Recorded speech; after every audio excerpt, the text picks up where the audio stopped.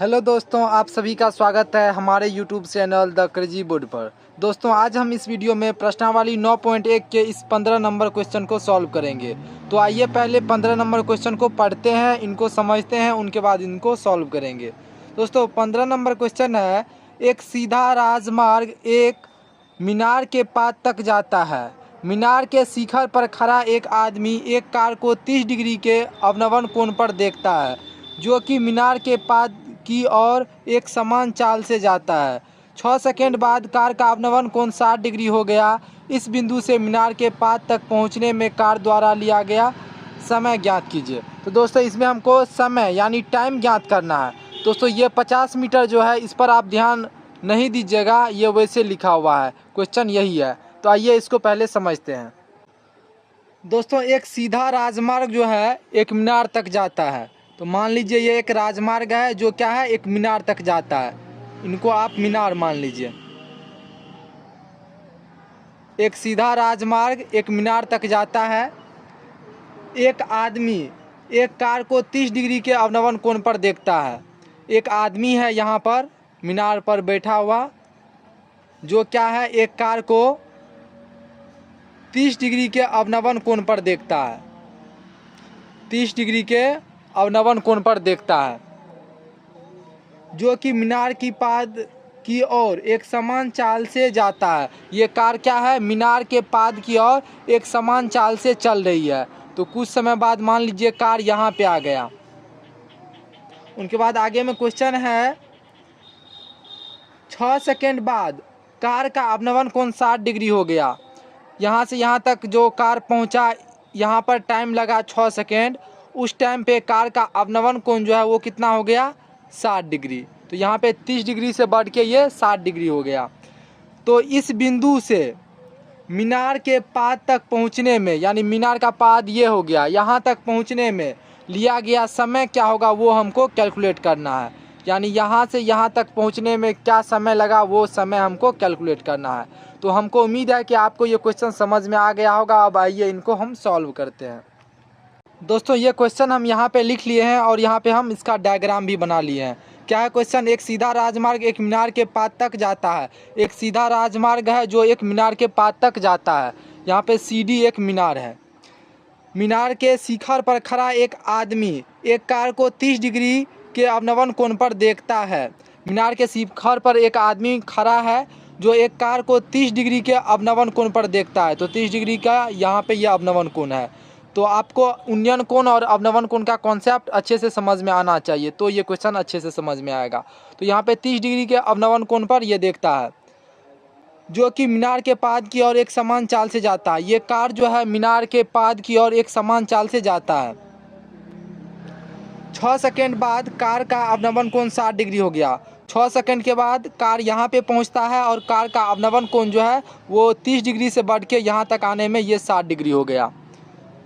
इस बिंदु से मीनार के पाद तक पहुँचने में कार द्वारा लिया गया समय ज्ञात कीजिए। तो दोस्तों, इस बिंदु से इस मीनार के पाद तक पहुँचने में जो समय लगेगा वो समय हमको कैलकुलेट करना है। तो आइए हम कैलकुलेट करते हैं। सब दोस्तों, यहाँ पर जो है हमको दो त्रिभुज दिख रहा है, एक त्रिभुज ACD और एक त्रिभुज BCD। तो दोस्तों, इन दोनों त्रिभुज में जो है CD कॉमन है। तो दोनों त्रिभुज से हम CD कैलकुलेट करेंगे, उसके बाद अपने आप आगे का प्रोसेस हमको मिलता जाएगा। तो आइए इसको सॉल्व करते हैं पहले। तो दोस्तों, हम मान लेते हैं, माना कि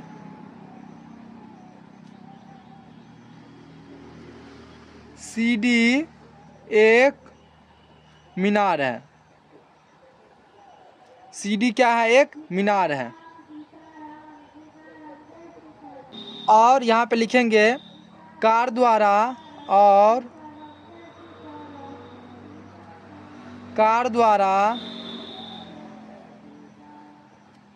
बिंदु B से C तक पहुँचने में, B से C तक पहुँचने में लिया गया समय टी सेकेंड है, हम मान लेते हैं कि टी सेकेंड लगा, टी सेकेंड है। तो दोस्तों अब आइए इसको हम आगे सॉल्व करते हैं। सबसे पहले हम त्रिभुज ए सी डी को सॉल्व करते हैं, उससे हम सी डी कैलकुलेट करते हैं। तो हम यहाँ पे लिखेंगे समकोण त्रिभुज ए सी डी में, ए सी डी में। तो दोस्तों यहाँ पे समकोण त्रिभुज ए सी डी में, दोस्तों यहाँ पर देखिए ये कोण अगर 30 डिग्री है तो ये भी कोण कितना हो जाएगा, 30 डिग्री। क्योंकि यदि दो समांतर रेखा को यदि कोई रेखा प्रतिच्छेद करता है तो उसके एकांतर कोण बराबर होते हैं। तो अगर ये 30 डिग्री है तो ये भी 30 डिग्री होगा, अगर ये 60 डिग्री है तो ये भी कितना हो जाएगा, 60 डिग्री। तो दोस्तों त्रिभुज ए सी डी में हमको कोण बी ए डी कितना है, 30 डिग्री, कोण बी ए डी। तो दोस्तों ये कोण ए कितना है, 30 डिग्री। उनके बाद जो है हमको सी डी मालूम नहीं है कितना है, तो हमको सी डी कैलकुलेट करना है। तो हम लिखेंगे 30 डिग्री बराबर क्या हम लिखेंगे, 30 डिग्री बराबर पी बाई बी। तो यहाँ पे पी क्या हो जाएगा, पी हो जाएगा सी डी।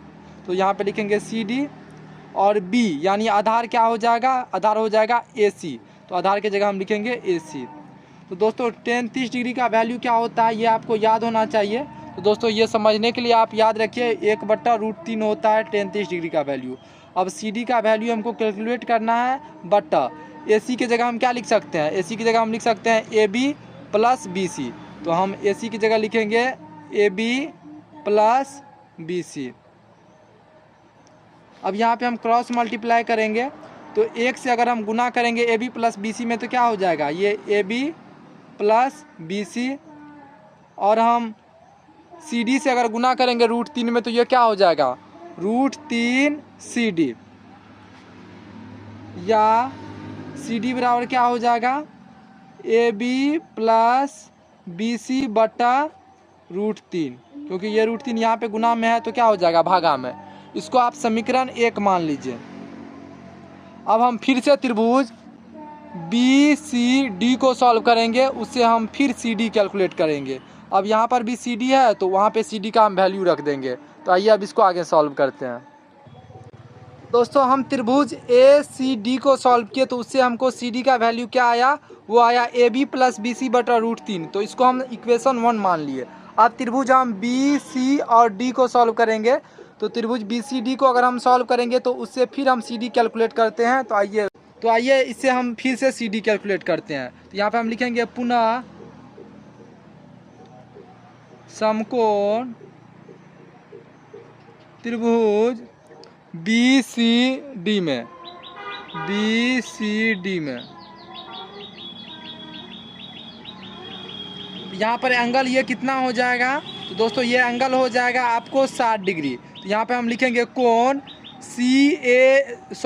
कोण सी बी डी कितना हो जाएगा, कोण सी बी डी, कोण सी बी डी दोस्तों ये हो जाएगा आपको 60 डिग्री।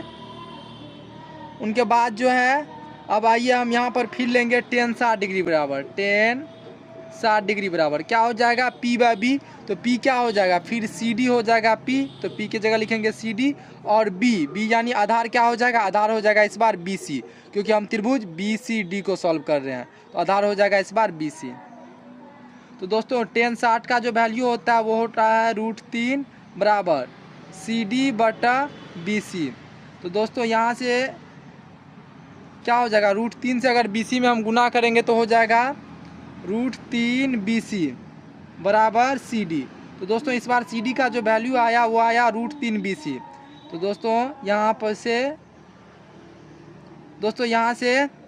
सी डी बराबर क्या हो जाएगा, √3 बी सी।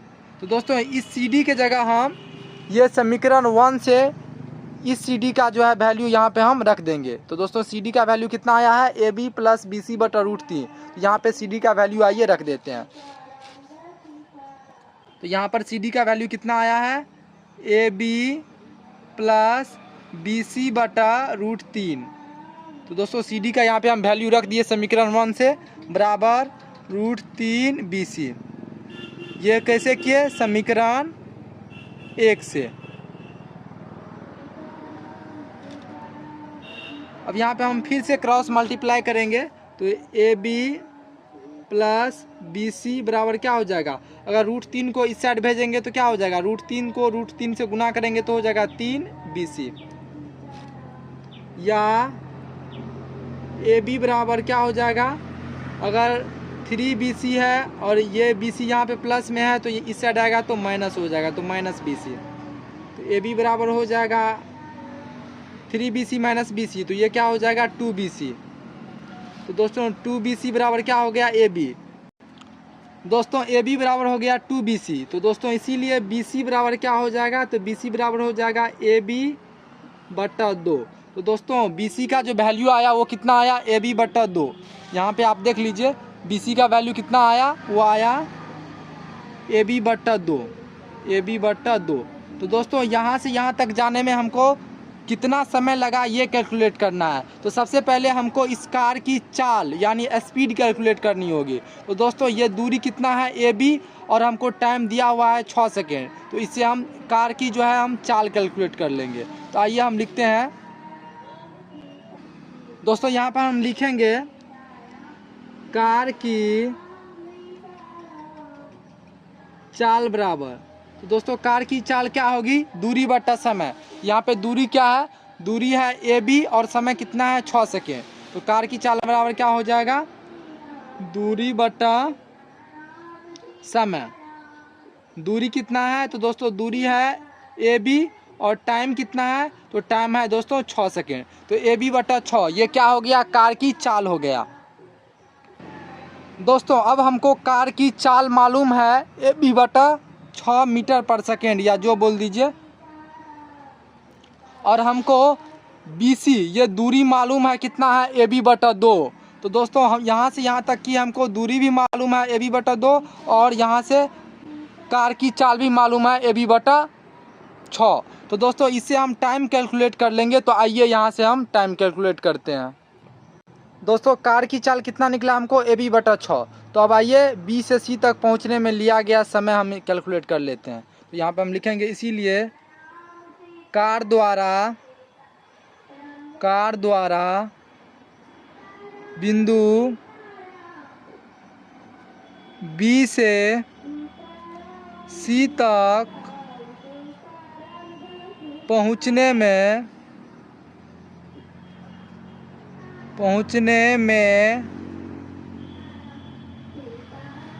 लिया गया